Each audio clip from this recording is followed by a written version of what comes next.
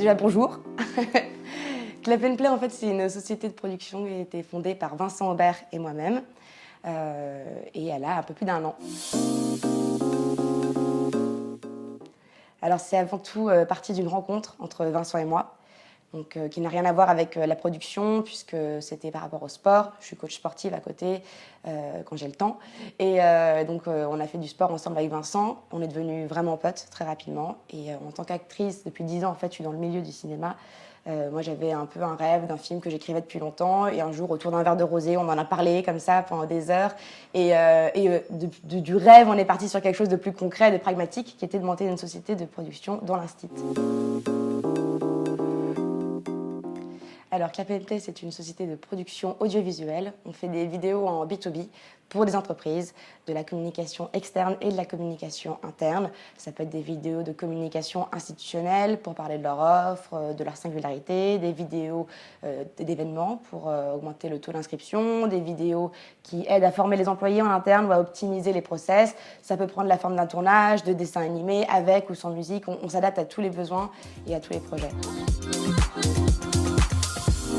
On est vraiment une start-up à proprement parler, c'est-à-dire que c'est vraiment encore l'ambiance start-up et pas la cool attitude à tout prix où on fait semblant. C'est aujourd'hui une personne de plus qui vient, même si c'est un stagiaire ou quelques mois, c'est quelqu'un qui s'intègre au projet à 300% et qui peut faire changer les choses.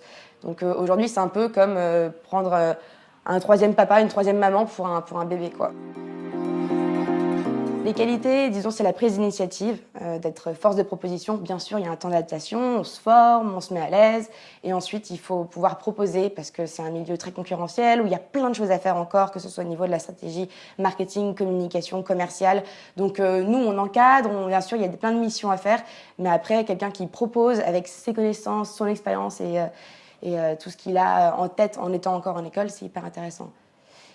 Et le défaut, on va dire, en tout cas là je parle à titre plus personnel, moi ce serait le manque de motivation. Quelqu'un qui vient un peu en traînant des pieds ou qui vient pile poil à ses horaires ou en retard, qui est un peu nonchalant, qui est pas souriant, alors que oui, il y a du travail, mais en fait on le fait avec plaisir. Et c'est une des chances qu'on a d'avoir choisi de faire notre passion.